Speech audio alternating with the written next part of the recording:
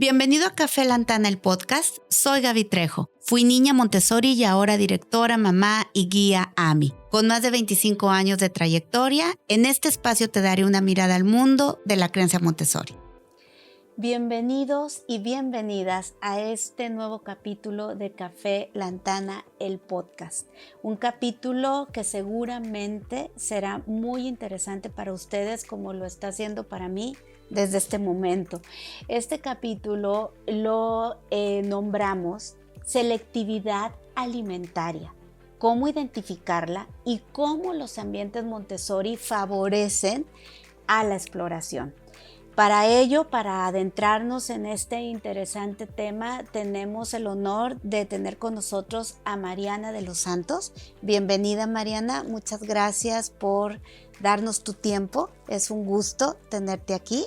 Mariana es fundadora de Bloom Children's Center y también pues queremos conocer todo lo que haces, Mariana, y cuál es todo tu bagaje en este tema tan interesante y te lo voy a confesar, tan nuevo a lo mejor para mí, porque como te lo comentaba ahorita antes de entrar a las cámaras, aunque son conceptos que de alguna manera los he visto a través de mi carrera en educación, pues ya el nombrarlo como tal o el darle esa connotación creo que ayuda muchísimo a identificarlo y a poder ayudar a los niños en este tema. Bienvenida, Mariana, nuevamente. Muchas gracias, Gaby. Un gusto estar aquí. Gracias por la invitación y estoy muy emocionada por compartir. Espero que todo lo que comparta hoy sea de gran utilidad para ustedes y también para todas las familias que nos escuchen. Decías que para ti es algo nuevo. Sí. La verdad es que para mí sigue siendo. Sí. Muchas cosas siguen siendo a pesar de que llevo una década especializándome en este tema. Sí. Pues te platico un poquito cómo...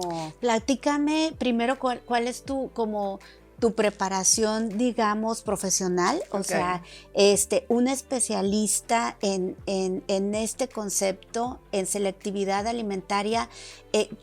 ¿Cuál es tu formación, Mariana, y cómo llegaste aquí? Sí, claro. Yo estudié mi licenciatura en psicopedagogía en el 2005, hace 20 años. Y en el transcurso de la carrera me tocó hacer las prácticas en un centro que atendían principalmente población autismo. Estuve en Estados Unidos, entonces en Texas. Me fui y regresé a graduarme y me volví a regresar. Cuando regreso me introducen al análisis conductual aplicado, que eso digo que es como la base de mi formación, porque el análisis conductual aplicado abarca muchas posibles situaciones, temas y hasta subespecialidades. Una de ellas es la selectividad alimentaria. Yo empecé a formarme como analista de la conducta. En el 2013 empezamos este centro, Bloom Children's Center, y en el camino trabajaba con niños con distintos diagnósticos, pero un común denominador era cómo comían. Yo veía lo que le mandaban los papás en la lonchera y decía, sin juzgar, ¿verdad? Cero juicios aquí, pero decía, pues ¿no será que los niños están durmiendo mal y vienen con estas conductas por esta alimentación? Este es un pedacito de lo que yo veo, claro. Pero los papás también reportan en la casa pues que están muy limitados, se comen mucha comida chatarra, baja en nutrientes, se empieza a notar en ciertos signos obviamente conductuales y fisiológicos, y me empezó a llamar mucho la atención. Estudio después mi maestría en educación y actualmente estoy haciendo mi doctorado en psicología. Cuando hago mi maestría, ahora sí ya busco supervisión de especialistas en selectividad alimentaria. En México no hay muchas personas con análisis de la conducta y selectividad alimentaria, problemas pediátricos de alimentación. Ahorita vamos a hablar más de los términos. Pero una de las pocas personas en México, que es mi directora de tesis, es la doctora Varsovia Hernández Eslava. Ella está en Veracruz y ella fue una de las personas con las que me acerqué desde ese momento, que ahorita la verdad pues hace y ha hecho mucha investigación y muy importante en el país. Otra persona que también me ayudó está en San Antonio, el doctor Brian Silva. Me conectaron con él y fue quien me empezó a supervisar con algunos de los casos que veíamos aquí en la clínica.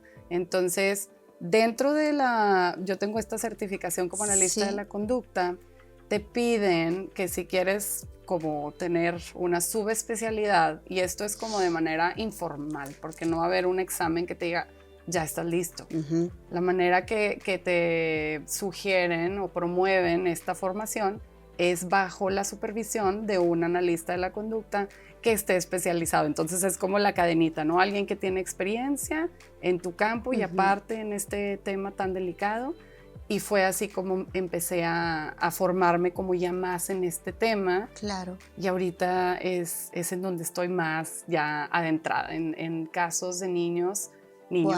de selectividad alimentaria. Qué interesante, Mariana, y realmente creo que es un ámbito que, como bien lo mencionas, aquí en México hay poco y creo que está creciendo, y qué interesante y qué oportunidad de poderte conocer y saber que hay una ayuda especializada para este tema, ¿no? Porque yo que lo veo con las mamás en el colegio, la preocupación desde, pues, que come o que es picky para comer o que no le gusta, o también el conectar, como a veces cuando comen ciertos alimentos tienen cierta respuesta de conducta.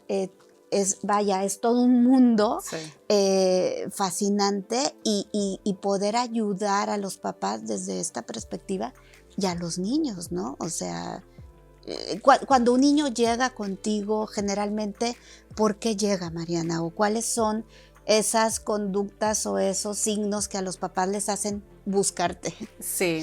Muy buena pregunta. Creo que la principal preocupación de los papás cuando llegan es que ya los está limitando como en su dinámica familiar. Sí. Es decir, ya no se sienten tan cómodos de salir a espacios públicos como restaurantes. Los que tienen la oportunidad de viajar tienen que viajar con la comida, porque a veces hay selectividad por marcas y entonces si van, por ejemplo, de aquí a Estados Unidos y no consiguen esa marca, como dicen que la coca sabe diferente en México y en Estados Unidos, así hay niños que pues son tan selectivos que tienen que viajar con esos alimentos. Entonces creo que principalmente es eso. Otros también llegan porque pues el pediatra está viendo que está lejos de donde debe de estar en la curva, en las gráficas, y pues les empieza a preocupar mucho a los papás que se estén quedando atrás en nutrientes. Claro, y me imagino que también conductas que muchas veces en los colegios vemos y que están íntimamente relacionadas con la alimentación. Sí, sí, totalmente. La conducta, ahorita todavía no hay muchísima investigación de cómo una mala nutrición impacta en la conducta. Sí hay ciertos estudios y nos dicen que el consumo del azúcar tal y cuando está deficiente en esto tal, sí hay, pero no es algo que se ha escuchado por muchos años, es medio reciente, podemos decir. Muchos de los niños que llegan, ya los papás no saben cómo abordarlo. Me dicen, Mariana, ya intenté presentárselo en figuritas y cantando y de todas las maneras y presentaciones posibles y no me lo acepta. Entonces, ya de ahí, ¿qué es lo que sigue?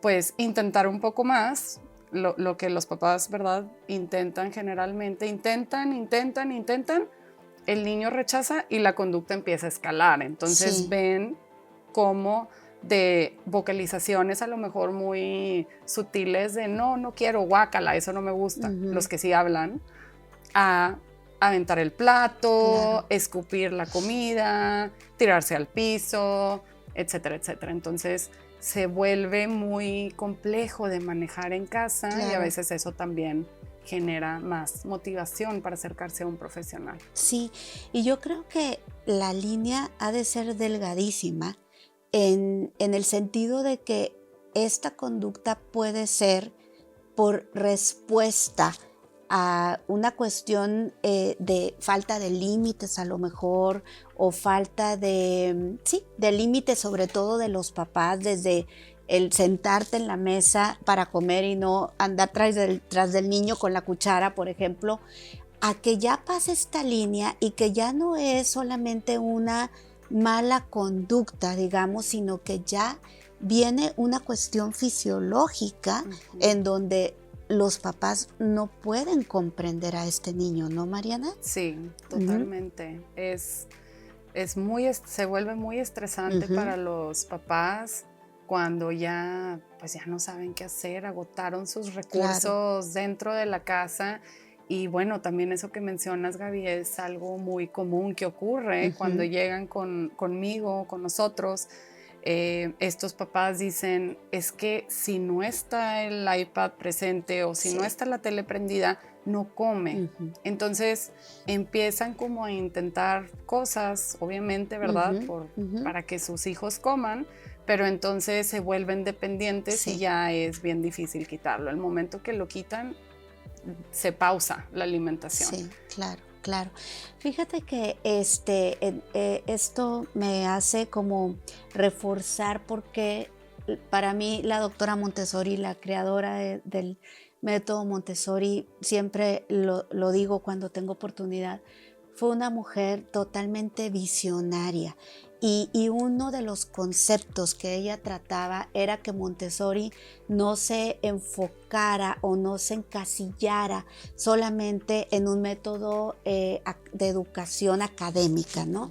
Sino que Montessori realmente abarcara al ser humano como un ser integral en su totalidad. Y cómo es importante en los ambientes Montessori el desarrollo del comer, de la comida.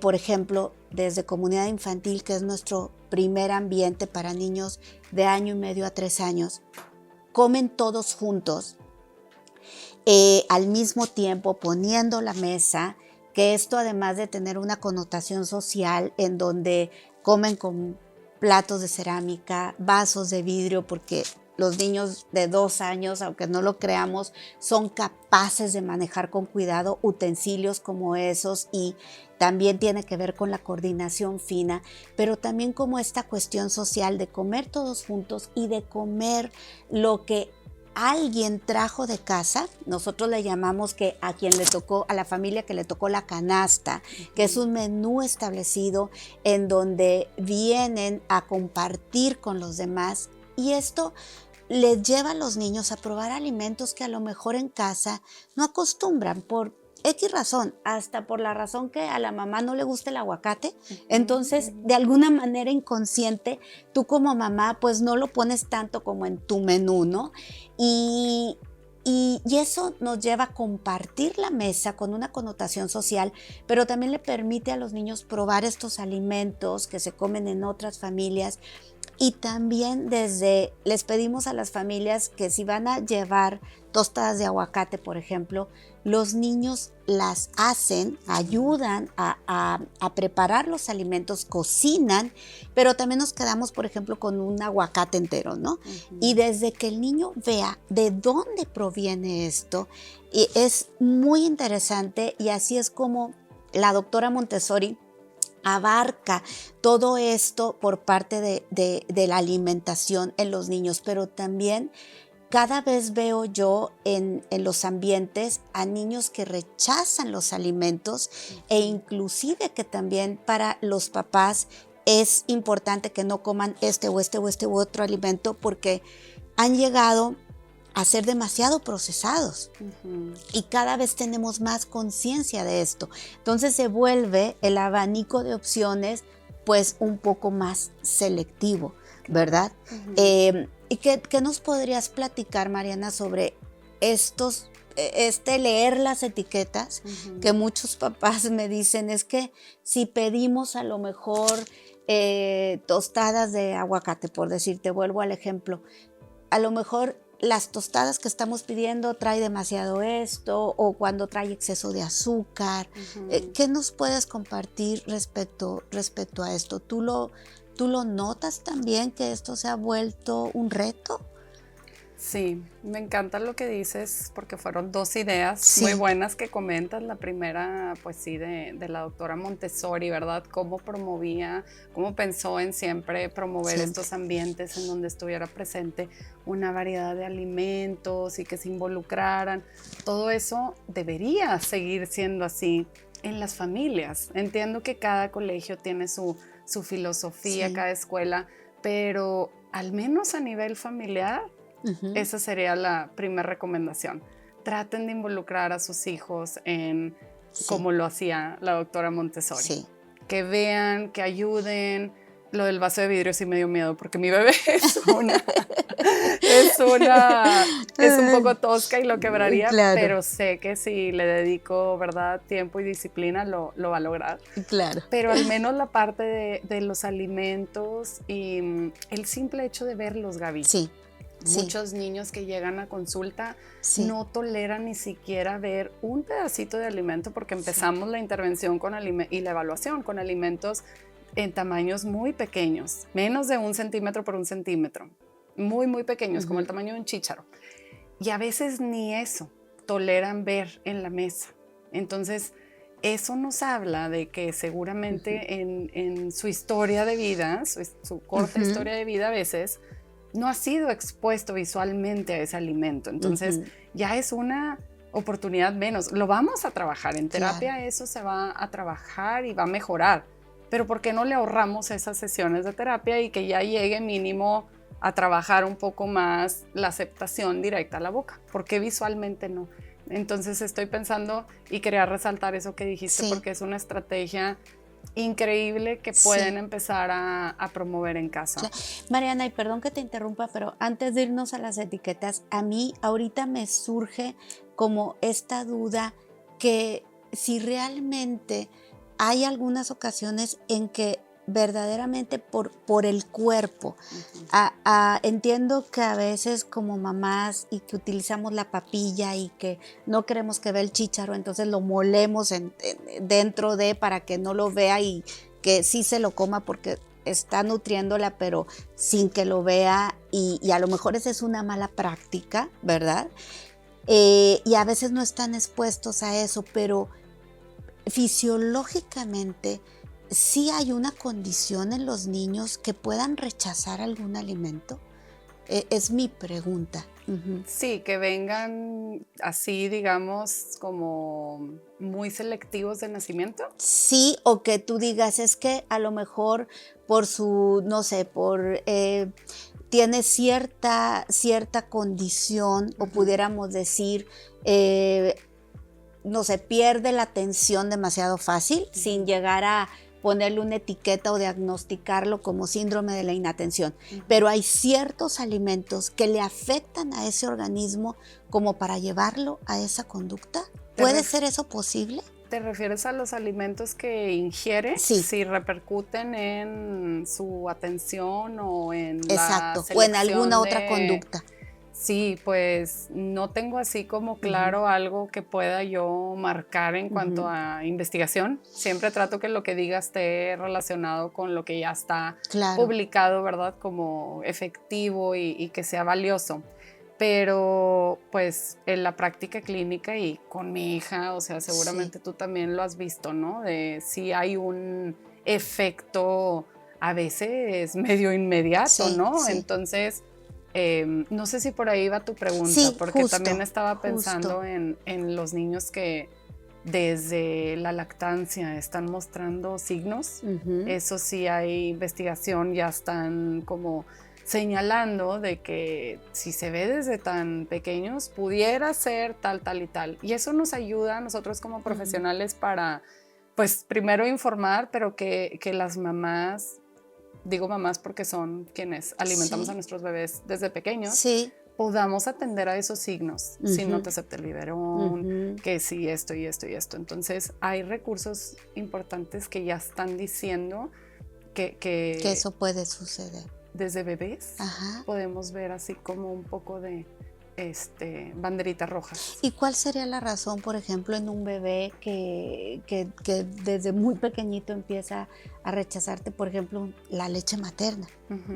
No, eso sí, así como la razón, esa es la pregunta del millón, porque todo lo que queremos es prevenir, ¿no? Claro. Tengo un hijo muy selectivo, hipotéticamente, y ¿qué quiero hacer? ¿Cómo le hago para que el siguiente coma bien?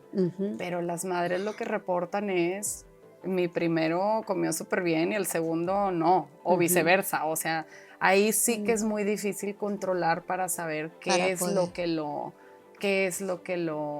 detona, digamos, de nacimiento. Ya más adelante sí hay, te digo, todos estos aspectos conductuales tienen un peso súper importante. Sí. Si hay un diagnóstico presente, pues también es más complejo, claro, pero tiene mucho peso en qué tan selectivo o no va a ser. Mariana, y además de estas conductas de las cuales platicábamos, que no les permite a los niños tener experiencias con todos los alimentos o probar todos los alimentos, además de esto, ¿puede haber alguna razón psicológica o alguna razón fisiológica inclusive que los limite a querer probar algún alimento? Es una excelente pregunta porque creo que muchas personas se preguntan lo mismo. Sí. Y yo hablaba desde lo conductual, que nada más quiero hacer un paréntesis así breve. Cuando digo conducta, no es nada más conducta disruptiva, también es todo lo adaptativo, que entre ello viene la aceptación, la ingesta. Todo eso también lo consideramos conducta, ¿verdad? Es todo lo que podemos medir, observar y modificar de alguna manera, y así es como lo abordamos. Pero este campo no es lo único que va a tratar la selectividad alimentaria. De hecho, el proceso que ahorita estamos haciendo es pasar a las familias por un filtro que yo ahorita hago directamente.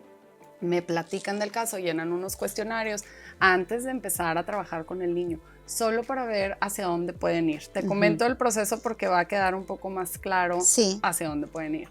Si yo en este primer filtro empiezo a notar que hay un tema como médico que no está tratado o que tengo cualquier sospecha, y un ejemplo muy común es reflujo, que a veces no se diagnostica tan fácil, pero pues genera incomodidad en los niños por lo mismo de la mala alimentación. Fíjate cómo es un ciclo constante. Como mal, me siento mal y entonces a veces ya mejor no como. Claro. Le han llamado unos autores a este ciclo un modelo biocomportamental. Hay una parte biológica, que ahí es donde entrarían todos los especialistas médicos, un gastroenterólogo. Si tengo que referir por lo que sea que yo crea que le está impidiendo al niño comer mejor, en ese filtro es el momento. Hemos dado así con casos en donde hay un tema en la higiene bucal, caries, que no, por lo mismo de la selectividad son muy como sensibles y no permiten que les exploren la boca. Entonces pues ir al dentista se vuelve, que ese es otro tema, ¿verdad? Sí. Pero también es muy común. Entonces a veces pues les duele, ¿verdad? O sea, el no estar tratado de caries puede ser muy doloroso, encías, infecciones, etc. Entonces es súper importante toda esta parte médica, estarla trabajando junto con los especialistas. Hay otra parte muy importante en la boca. Yo hablaba de la parte de la conducta, que es lo que trabajamos mucho, ingresar, ¿verdad? De hecho, mi nuevo canal que te estaba platicando se llama Del plato a la boca, porque en las conferencias que he dado recientemente pongo una diapositiva en donde hablo de que ya sabemos cómo deben de comer, o sea, el plato del buen comer, que es esta porción de verduras y frutas y proteína, grasas, ¿verdad? Ya sabes, pero del plato a la boca se cae la sopa, o sea, ¿cómo le haces para que llegue el bocado a la boca? Entonces, eso es lo que hacemos nosotros en la intervención. Vamos aproximando para que el niño acepte y eventualmente ingiera, pero no siempre es tan automático. Son procesos súper complejos que a veces no están ellos practicando y entonces cuando llegamos a la aceptación en boca, antes de tragar, pasan muchas cosas. Y ahí entran otras disciplinas que no son la mía, no es el análisis de la conducta. Por ejemplo, un foniatra, ¿verdad? Claro. Me ayudaría a ver el tema que es si la masticación, todo el tema oral, deglución, hay temas Claro. bien delicados cuando hablamos de alimentarse, Sí. que no lo vamos a ver solo desde los lentes conductuales. Claro. La postura, que hay muchas otras cosas que están en juego durante el momento que el niño come. Una terapeuta ocupacional, por ejemplo, podría evaluar todos estos aspectos más sensoriales y cómo está su fuerza en la boca, este tipo de cosas, y te pueden suplementar con ejercicios para que pueda ser la terapia más efectiva, ¿verdad? Claro. Entonces, sí, qué bueno que lo preguntas. Sí. Obviamente, nutricional, necesitamos, primero, el primer paso va a ser que empiece a ingerir nuevos alimentos en tamaños pequeños. Cuando las otras disciplinas y lo que sabemos nos permitan avanzar de acuerdo al ritmo del niño, incrementaremos porciones, tamaños de bocado, todo eso, pero eventualmente queremos que su plato se vea bien balanceado para que reciba todos los nutrientes. Entonces entra muy bien aquí el área de nutrición. Es muy integral, amplio, muy amplio.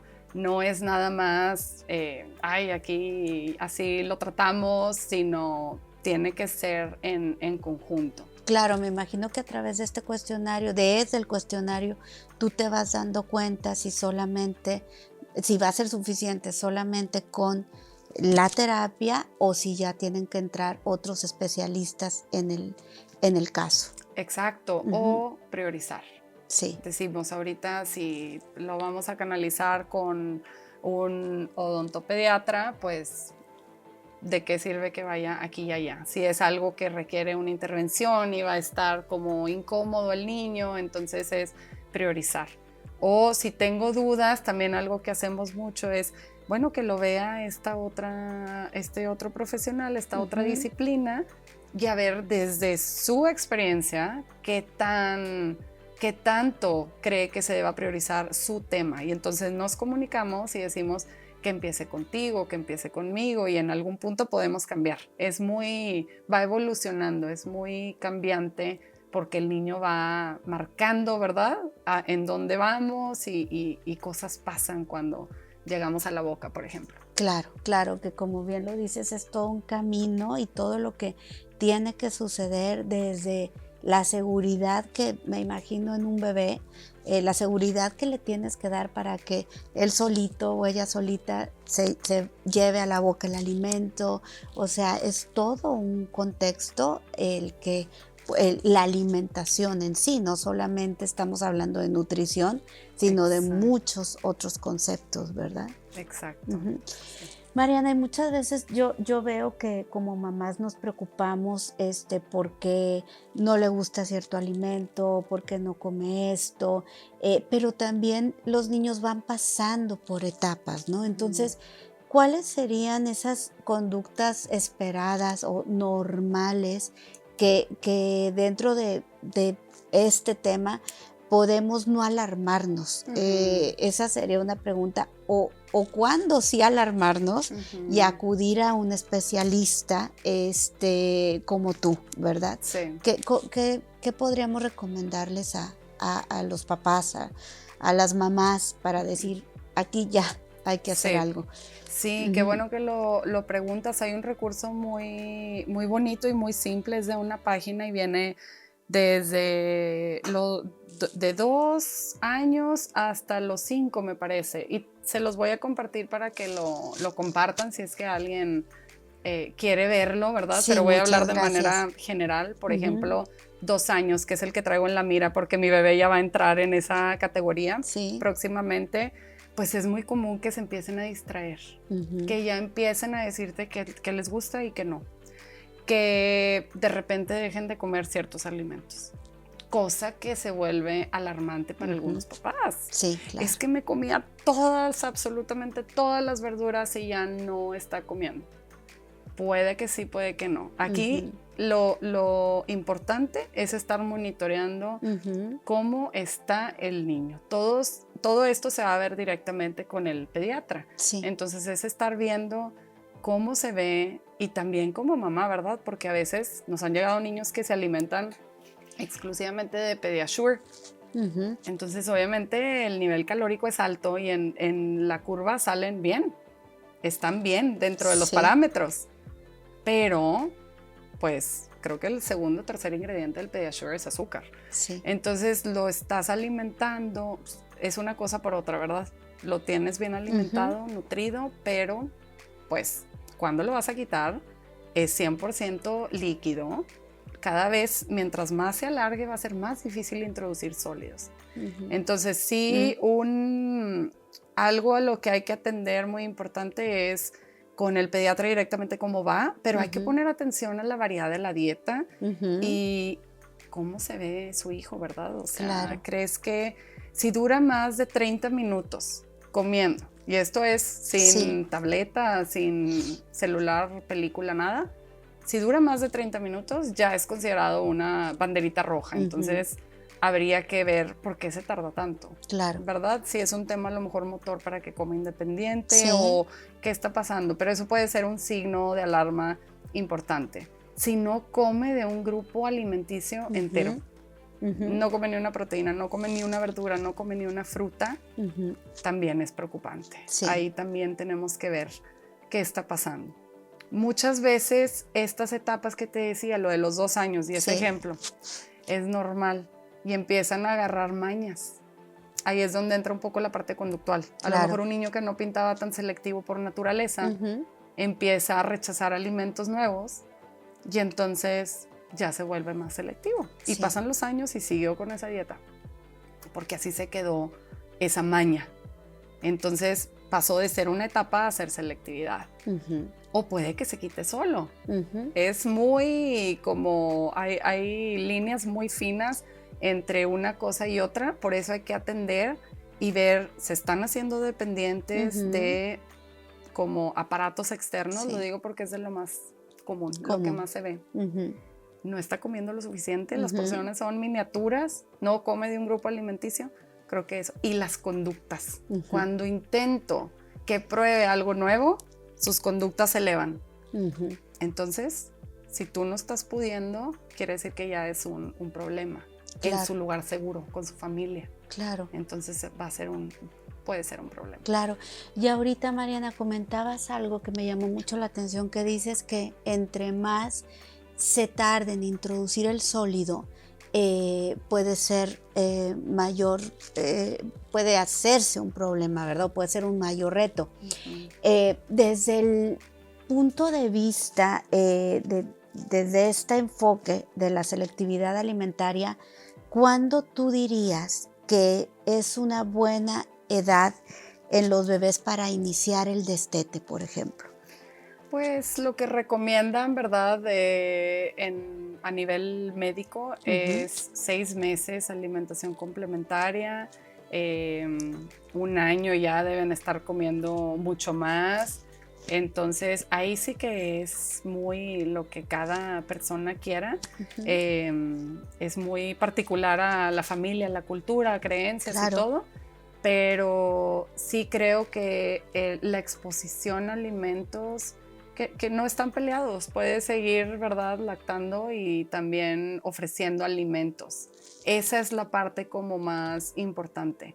Hemos visto casos, un caso en Ciudad de México, un niño, 4, casi 5 años me parece, alimentado exclusivamente de leche materna y galletas.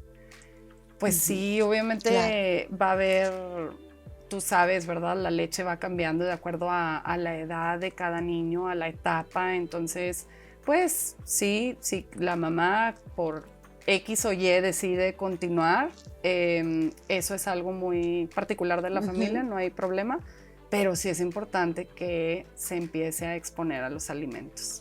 Mientras antes, mejor. Yo sí lo hice como dicen los lineamientos, empecé poco a poco y bueno, no es garantía, ¿verdad? Porque así dicen muchas mamás. Yo empecé como marca el manual y no no se logró, ¿verdad? Claro, no porque muchos factores intervienen, ¿no? Si en ese momento de cuando se trató de lograr el destete completo, hubo un viaje, hubo una situación emocional, tiene mucho que ver con todo esto, pero sí pues fue un concepto que me dio mucha lógica el pensar, porque también creo que entra aquí la parte de la voluntad con los niños. La parte de la voluntad es de masticar un alimento, y que muchas veces también puede ser como irnos por la fácil, ¿no? O por la carretera fácil para los niños, de decir, sigo prefiriendo la papilla o el líquido, y eso me imagino que también se puede llegar a convertir en un problema en la selectividad alimentaria. Definitivamente, yo creo que es de lo más común. Bueno, no lo más, pero sí lo he visto mucho en mi experiencia, como se quedó en papilla. Tratamos de transicionar a sólido y se quedó en papilla. Aquí lo que hay que tener siempre, yo pensando en mensajes para los papás siempre, ¿verdad? Lo que hay que tener muy en mente es de que estos tips, estrategias preventivas, es como en todo, en cuanto a la edad. Me refiero a, si nos esperamos, seguramente va a ser más difícil. ¿Por qué? Porque el niño ya perdió años de oportunidades multiplicadas cada día de practicar una habilidad o muchas habilidades, que es lo que el conjunto de alimentación. Y aparte, como padre de familia, no te da la oportunidad de ver si hay algo importante que tratar. Entonces, digamos que introduces sólidos, es común que al principio haya arcadas, este reflejo de gagging, es muy común, me pasó con mi bebé, y es lo mismo que pasa con los niños de 5 o 6 años, la primera vez que introduces nuevos alimentos. Entonces, pero ya es diferente porque no lo han tenido expuesto por tantos años. Entonces, mientras más temprano mejor, como la intervención temprana, la detección de cualquier enfermedad, todo es mejor antes. Porque no siempre vas a requerir un tratamiento intensivo. De hecho, muchos de los que llegan yo les digo, ahorita no requiere esa intervención. Terapia no. Hay muchas otras cosas que están en juego, que podemos trabajar junto con la familia del entorno, me refiero. Y que ya con eso van a promover una mayor aceptación. Y a veces eso ya ayuda, y con eso ya empiezan a mejorar. Claro, si es más grave la selectividad, pues es muy probable que sí requieran más apoyo, ¿verdad? Pero, y me imagino que el enfoque es totalmente distinto con un niño de 3 años que con un niño de 9, de 10, que ya está empezando inclusive a ser un problema hasta académico. Porque si tiene digamos, si es selectivo con sus alimentos, pues obviamente le va a repercutir en su energía, en su capacidad de aprendizaje, pues en toda tu vida, como bien lo decías. Es una rueda integral. Sí. Totalmente, y esa es la parte que a mí me motivó mucho también a entrar. No te platiqué al inicio, Gaby, pero yo salí en unas pruebas de sensibilidad a los alimentos, porque no es alergia, pero sí sales a un grado casi alérgico, o sea, tu cuerpo reacciona ante ciertos ingredientes. Y yo salí muy reactiva a los alimentos que comía todos los días y en grandes cantidades. Y eso es lo que pasa, ¿verdad? Tu cuerpo genera una reacción, intolerancia a lo que más consumes, ¿verdad? Claro, sí. Y entonces yo vivía así, o sea, yo digo, ¿cómo me fue bien en la escuela? O sea, ya ahorita, a raíz de mi cambio de alimentación y muchas otras cosas que hice en mi vida, ¿verdad?, mejoré a un grado de poderme enfocar mejor, poder tener una conversación más clara contigo, ¿verdad? Son cositas que impactan. Y yo soy una adulta que ya le puedo poner palabras a esta experiencia. Yo lo pienso en niños y digo, qué difícil. Están en una versión que no deberían estar. Si mejoraran eso, que es tan difícil y que tiene tanto impacto en todo su ser, ¿cómo serían? Claro, claro. ¿Y en qué consiste en sí?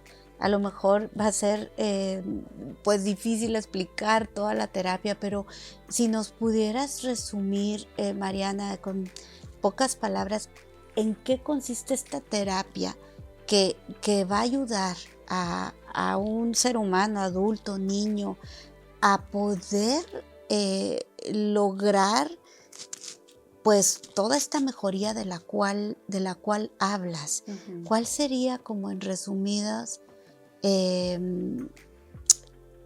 cuentas, por decirlo así, que se lleve a cabo esta terapia? ¿O qué pasos tendría esta terapia, Mariana? Sí, bueno, nada más quería aclarar que vemos hasta 8 años. Wow.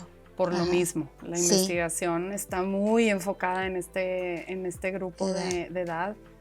Lamentablemente, ¿verdad? No hay, pero en mi experiencia también donde hemos tomado casos de 9, 10, avanzan, pero avanzan a un ritmo muy despacio. Entonces eso también se vuelve difícil, ¿no? Como profesional, tengo que limitarme y enfocarme al grupo en donde pues sé que van a avanzar mejor.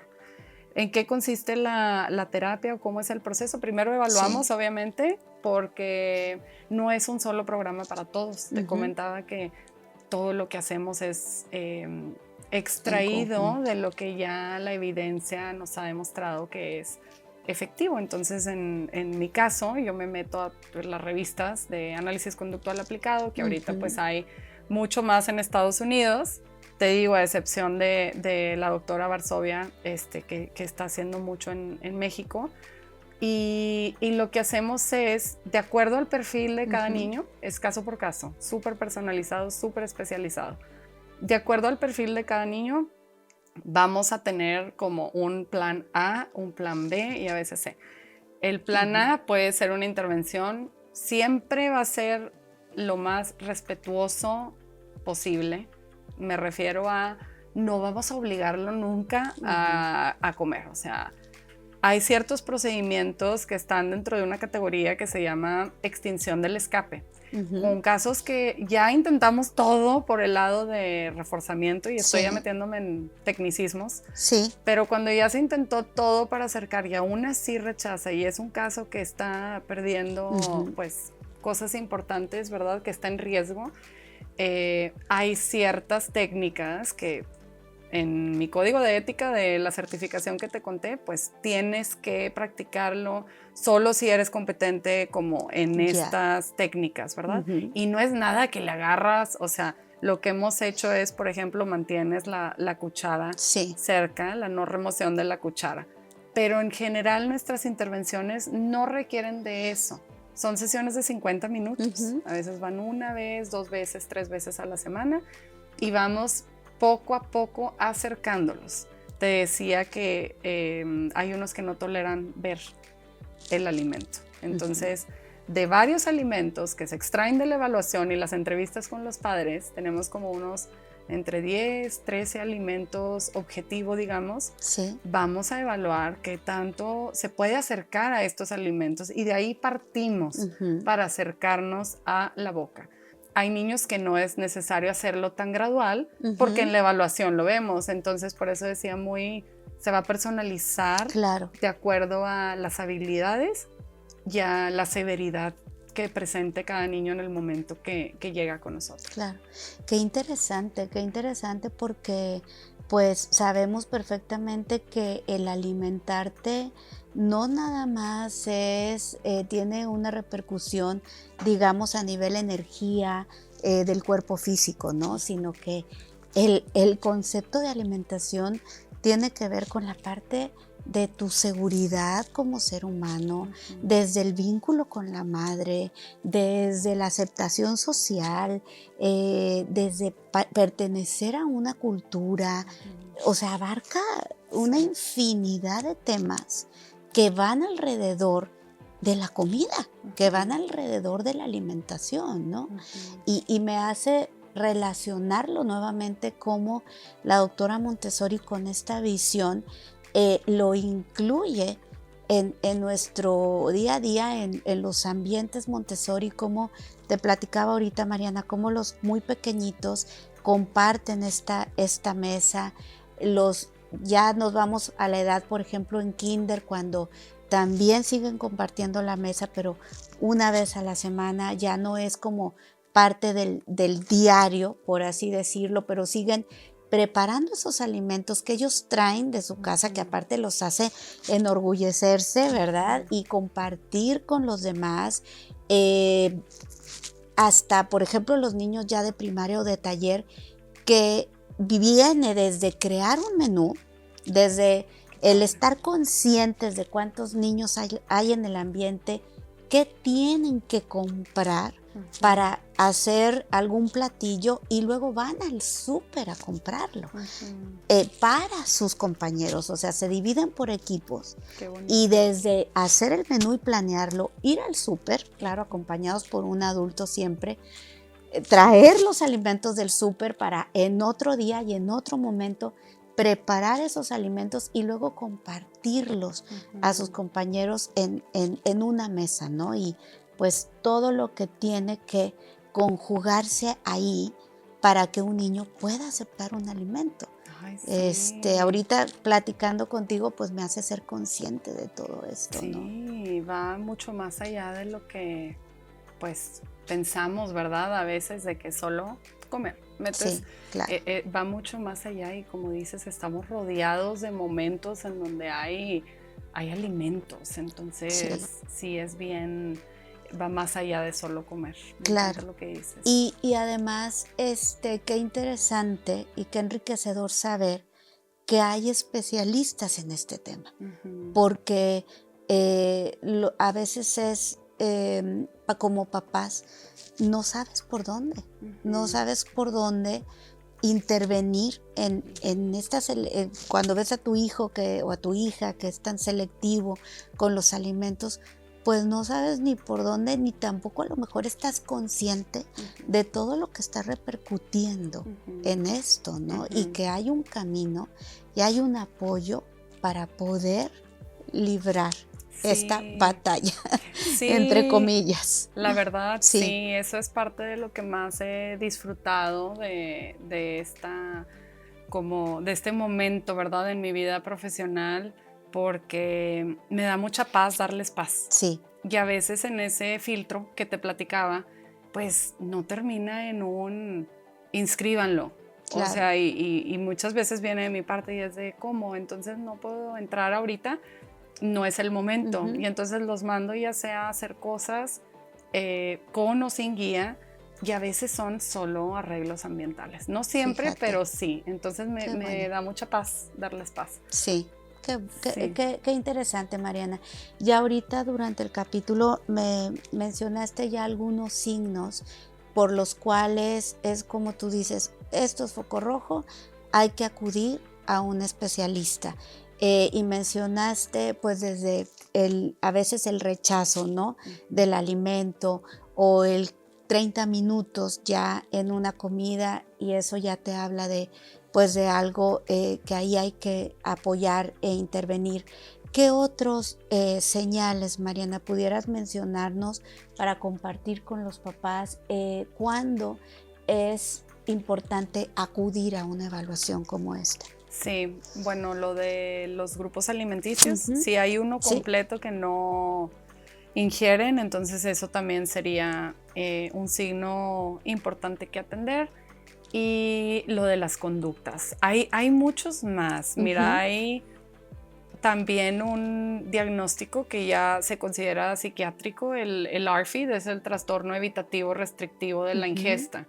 Ese está de hecho dentro del DSM-5 y es considerado psiquiátrico. ¿Por qué? Porque se genera a raíz de un miedo, más bien, es un miedo que se genera a raíz de algo relacionado con alimentarse y una experiencia negativa.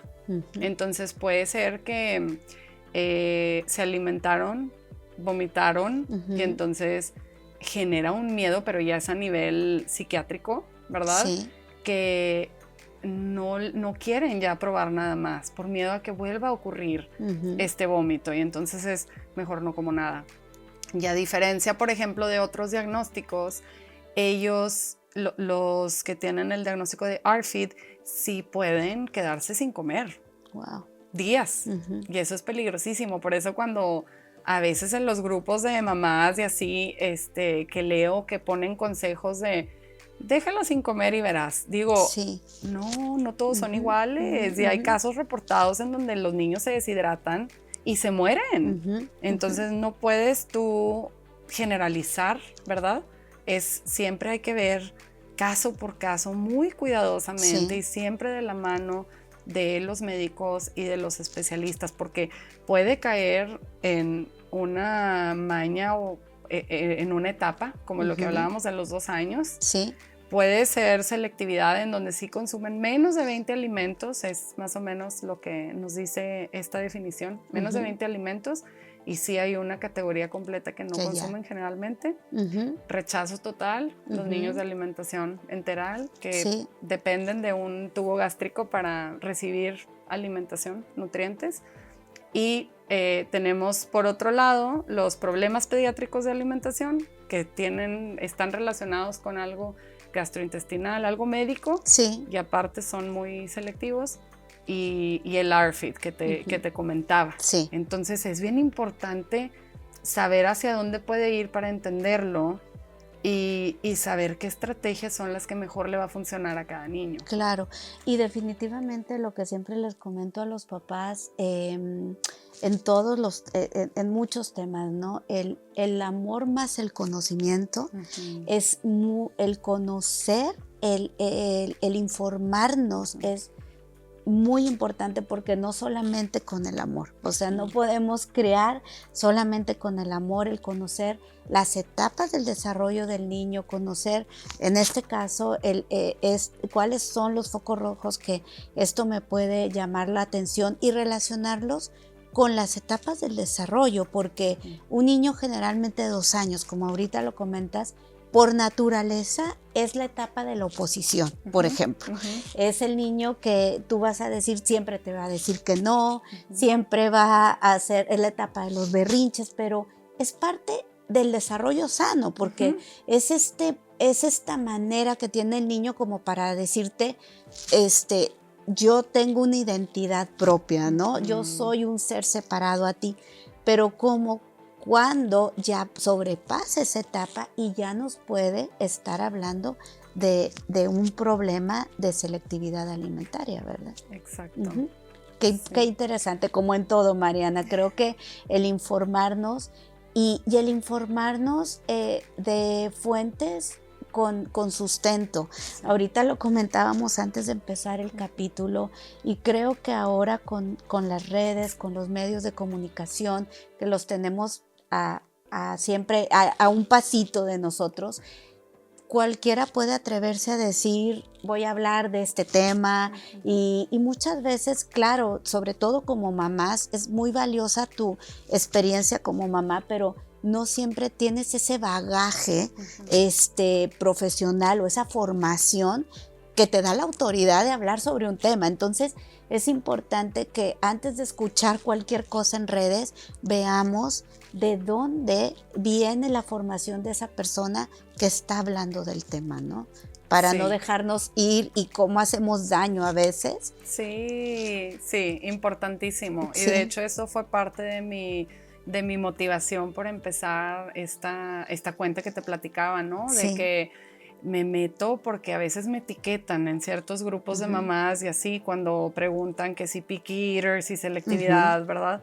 Y leo los comentarios para ver qué están sugiriendo, y a veces digo, ay, es que falta mucha información, ¿verdad? O sea, yo no pretendo decir, aquí lo arreglo todo. No es así, no es así. Pero deben de saber todo lo que puede abarcar, ¿verdad? ¿Qué es lo que es considerado medio dentro de la norma y que ya se puede estar volviendo un problema. Con quién puedes ir, etcétera? Entonces a veces la información pues te quita, te ahorra tiempo más bien, como papá. Totalmente. Entonces sí, ojalá. Claro, y te permite pues no equivocarse, no irte por otro camino que como lo decimos, por amor a veces, obviamente inconscientemente, pero les hacemos daño a nuestros hijos. Entonces es importante primero informarte en fuentes realmente pues que tengan todo este sustento, ¿no? Sí, y bueno, Mariana, por favor, platícanos precisamente de tu página, dinos cómo se llama para que te puedan seguir, de tu centro, dónde te podemos, dónde te pueden encontrar, cómo pueden localizarte. Sí, claro que sí. El canal es una cuenta de Instagram, solo hay un post porque lo acabo de empezar el domingo. Sí, bueno, pues lo estrenamos. Sí, lo vamos a estrenar. Se llama Del Plato a la Boca, _ Mariana DLS, que son mis iniciales del apellido, de los Santos. Sale ahí una foto mía, entonces espero me reconozcan rápido.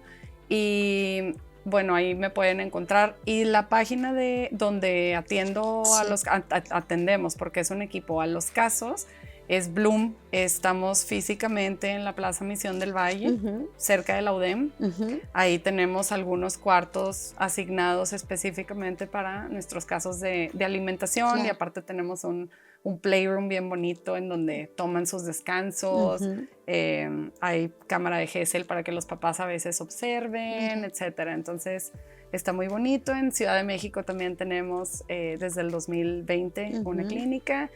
Y pues bueno, tenemos estos dos espacios físicos, más aparte trabajamos mucho con los papás a distancia. Hay familias que nos buscan que no viven en Monterrey o en México, y les ayudamos, como te comentaba, ¿verdad? A veces unos empiezan en la clínica y después transicionan. Siempre el objetivo es transicionar a la casa.